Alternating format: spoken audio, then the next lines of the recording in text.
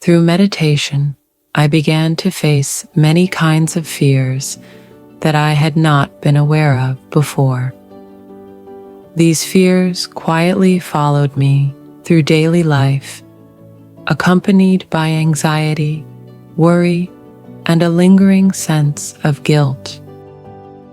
Among all these fears, I asked myself, what was the fear I struggled with the most?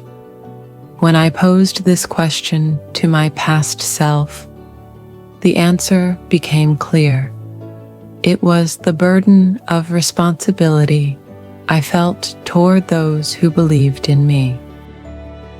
What I feared most was not failure itself, but the possibility of breaking the trust that others had placed in me and seeing the disappointment in their eyes. So much of my life was driven by the desire to live up to that trust, to never let down the people who believed in me. Being trusted brought joy and comfort. It was sweet and deeply fulfilling. But as I grew older, that joy slowly transformed into something heavier. A growing accumulation of fear, worry, anxiety, and guilt within me. Each night before falling asleep, I would quietly ask myself, I'm doing my best, living a good life. Then why do I feel so weighed down by fear and guilt? Am I chasing after others' trust just to feel a fleeting sense of happiness? Who am I? Someone trying to maintain the image of a trustworthy child, a good parent, a reliable spouse, or a loyal friend? Was my life's purpose truly to meet others' expectations of me? As I continued meditating, I looked back on my entire life and began to let it go. And with that letting go, the value system I had built over time slowly started to collapse. I came to a deep realization.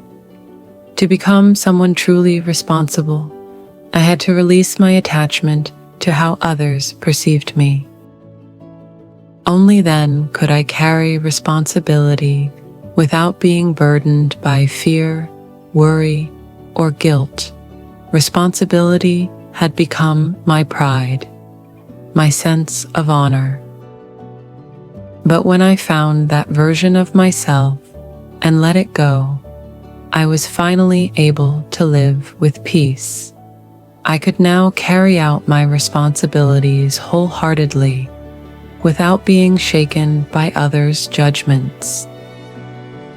I knew within myself that I had done my best. It was no longer about being seen as good in the eyes of others, but about living in alignment with my own heart and actions, and walking the path with honesty and clarity.